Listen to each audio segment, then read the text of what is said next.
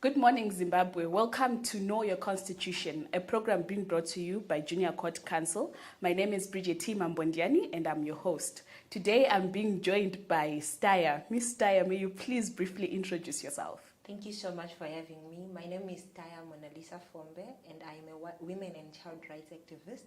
I'm an SRHR defender and as well as a climate enthusiast. Wonderful profile. Welcome to the show.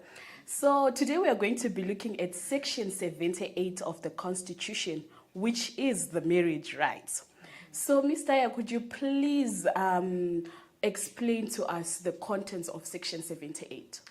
Okay, Section 78, which is marriage rights, on subsection 1 says any person who has attained the age of 18 has the right to found a family.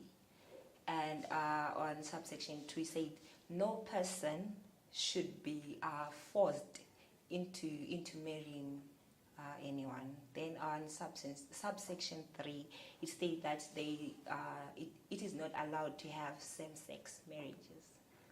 Okay, there you have it, the contents of Section 78. Now, starting on the subsection 1, which states that in terms of the legal age of founding a family, and that in Zimbabwe, I understand it has been a topical issue. Exactly. On, the age of getting into marriage, the age of consent and things like that. Could you please give us your comments on especially that the topic of 18 being the legal age of founding a family?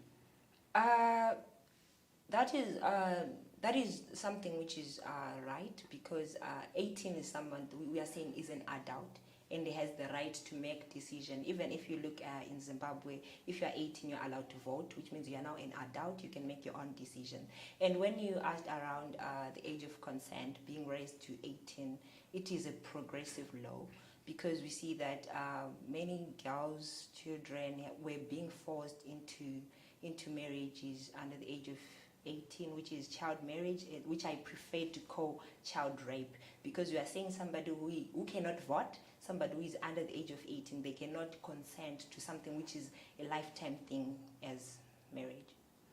Okay, so you have highlighted the issue of child marriages being, in other words, termed child rape, because you do not expect that a person who is under the age of 18 has got that mental capacity to actually commit into something like that. But then when we are looking at the religion in Zimbabwe, there has been a lot of issues arising from, other religions allowing marriage of children who are under the age of 18. And even apart from religions, there have been some people who have just been getting away with it in terms of saying, you know what, if our daughter is perhaps pregnant, why not at least marry her off to the person who is responsible? What would be your comments on that? All right, my comments on that would be on the new enacted statutory instrument 2, which speaks on child marriages and what is to be done to those persons.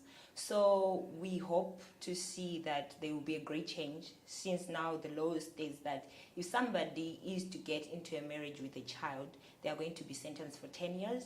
And if anybody has an idea or somebody marries off, they're also going to be sentenced. And, there are those situations where maybe you offer your place so that that act can happen. You are also going to get arrested.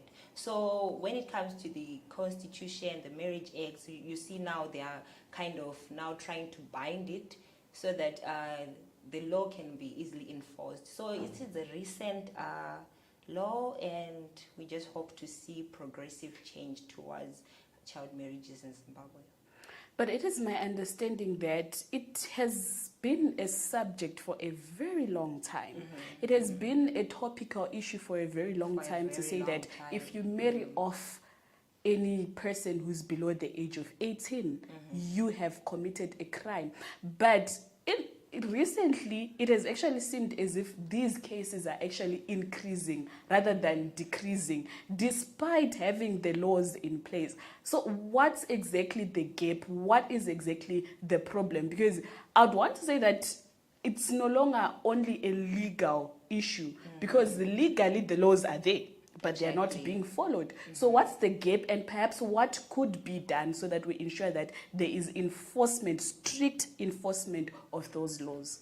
All right, so the gap on child marriages goes back to things like the social economic status of the people in general. So you find out that culturally, if things get hard at home, people just think, what's the next thing do we do? We should just marry her off. So we still have those, mindsets where people sell off their daughters so that they can get rid of poverty. But what they are actually doing, they are just increasing the poverty. And also we have this thing of saying if a relative rapes a child, we can't report, or even if a breadwinner reports this, does something to the child, we can't report because we won't be getting food anymore, we won't be going to school. So it's now goes back to the issue of the mindset. It also now goes back to the issue of attitudes.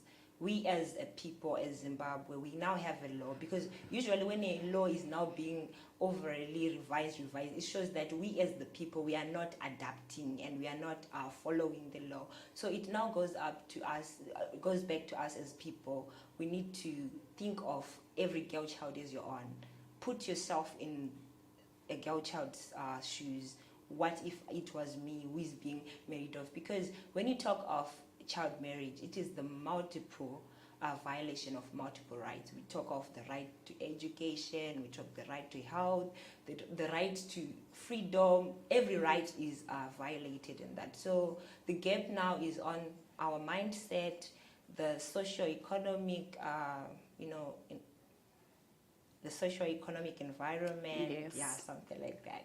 Okay, interesting. But then also, the generation, Amatuke, our generation, I have heard also other points of view, to the extent that when these laws are being put in place, for example, the age of consent being now rising up to 18, the legislatures are not actually consulting young people to hear their points of view.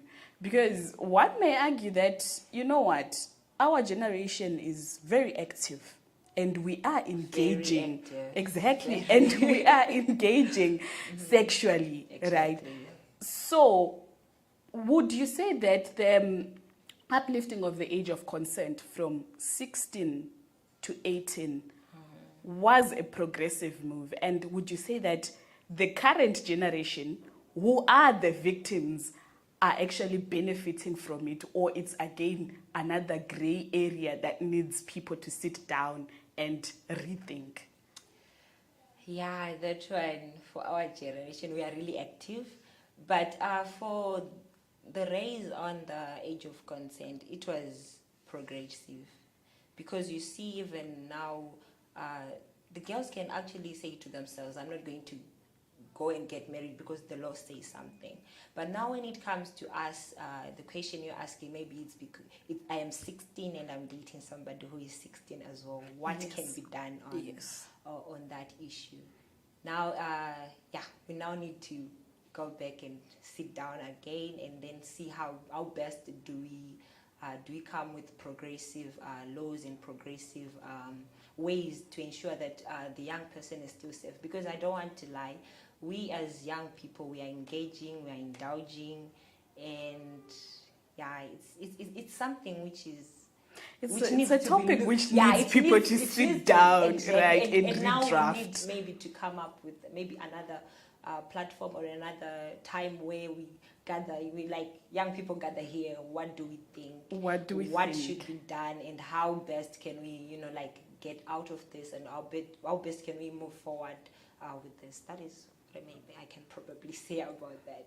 Okay. Because it's a bit tricky. It's really It's a bit tricky. I've realized that, you know what, it's sometimes when the legislators sit down, they think, okay, this is going to work best. But it's always best to go back to the root person, to the community, and actually engage the person and ask them, what do you think? Do you agree with this or you don't? Because apparently, if you are also to look in line with this, is it the medical bill, which was proposing that you cannot access SRH, sexual reproductive health rights services without a parent, without consent and things like that.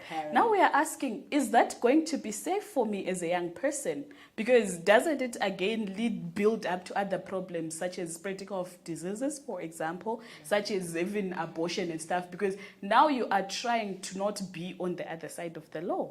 Exactly, and follow the law.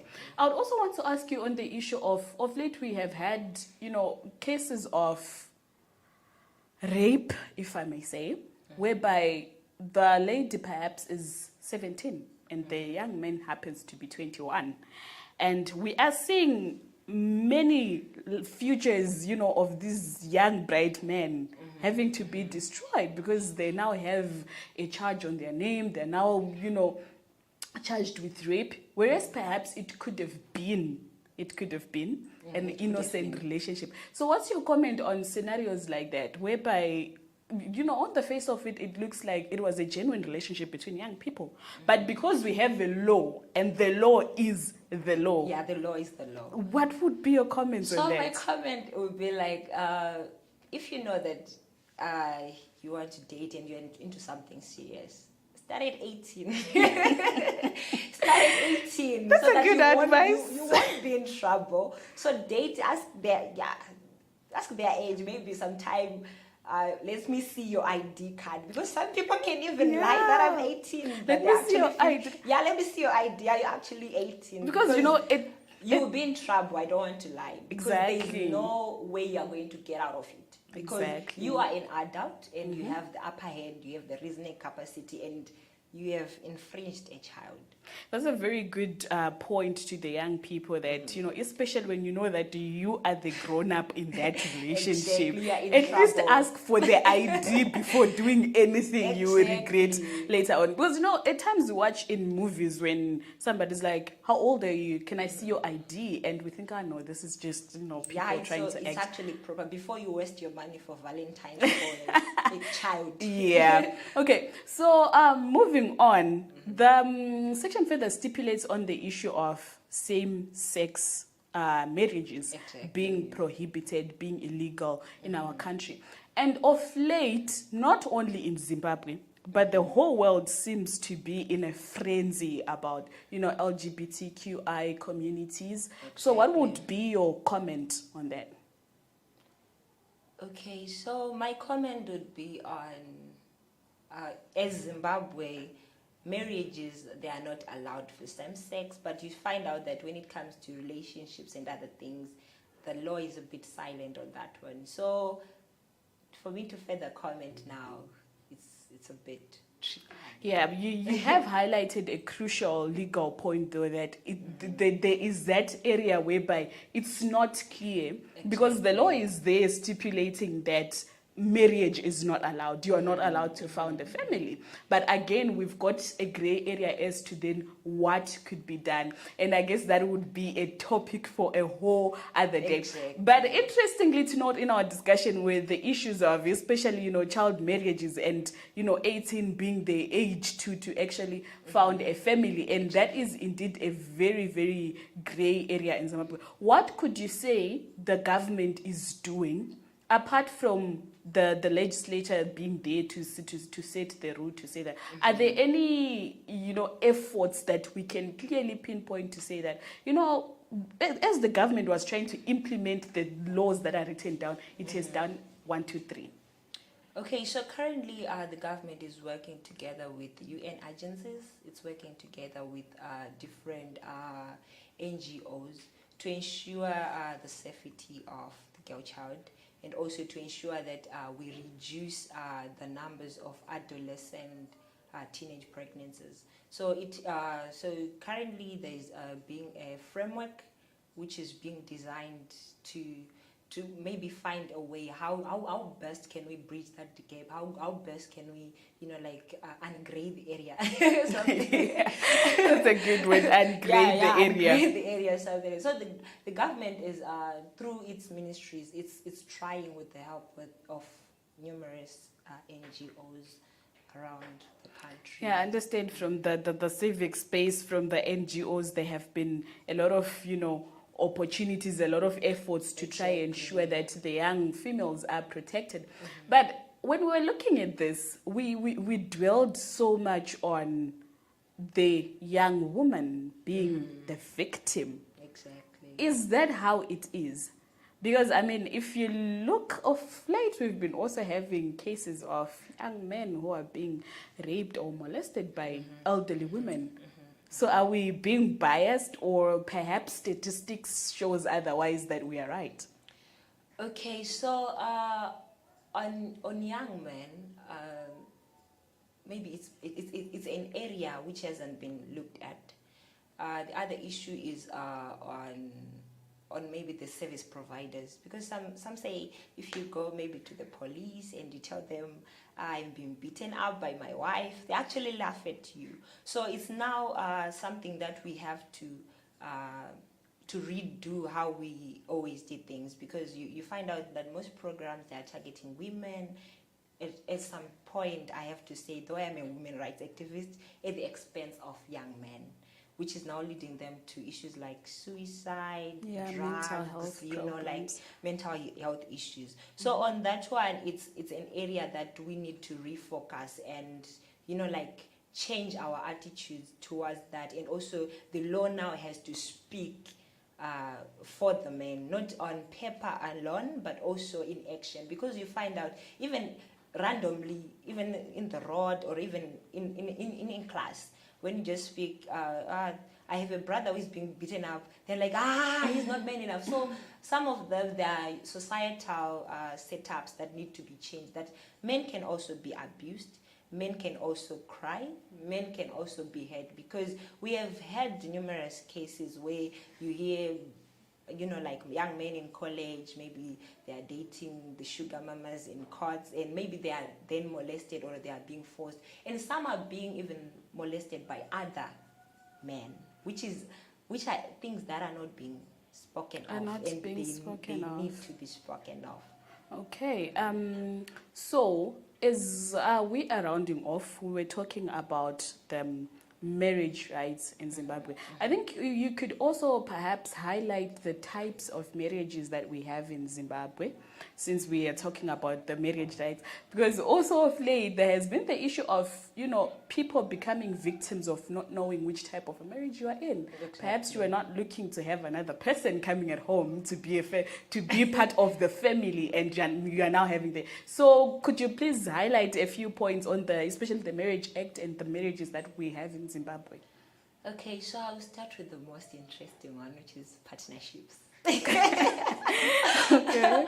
So partnership typically is more like, what do we say?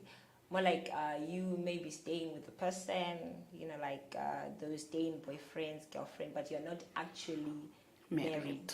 You're not actually going maybe to the traditional court or to the civil court. You're just staying together maybe for a period of 5 years, and that one is legally recognized because you have been staying together for a longer time. And then there is this civil marriage, which is laymanly called the court wedding. Some people say it's just $20 so you get married. Yeah, I've read those jokes that you can just wake up and be married and it's done at the expense of $20. Mm-hmm. So that now it's a court marriage. Then there's the customary, which is a traditional form of a marriage, and for those who are maybe in the rural setups, they now go to the chiefs, and then they get married, and there's the payment of lobola. And on the civil marriage, it also caused what do I say, what did it cause last year? People were like, no, I can't marry you, I can't give away my daughter for free, because the civil now are saying if it's a civil without the customary, it's okay not to pay lobola. Yeah, and apparently even the president himself highlighted that, But an interesting legal fact is that lobola has never been a legal thing. It was never a legal obligation. Yeah, it's not an for obligation. you to. Yeah, it's not a new thing. People do that But because as people, customarily, yes, exactly, culturally, it just shows that appreciation. But anyway, that is another whole topic that we could spend a lot of time on. So, what would be your last remarks on the whole marriage issue, marital rights that people have in Zimbabwe? Okay, so my last words would be on never, let's not force each other into those marriages, and we really need to know what we are getting ourselves into. And for those who are older, please, I repeat, I don't know how you're going to take this, but ask for the ID so that you won't get in trouble. And also maybe for the future engagements, and we really need to have more, more specifications, or should I say that on the same-sex marriages, we need to go beyond that. What does it really say? Does the Constitution allow the gay relationship? Does it, permit them? Maybe they just don't want the marriage, but maybe they allow. So we really need to go deeper and understand, because at the end of the day, it's the law that guides us and it's the law that protects us.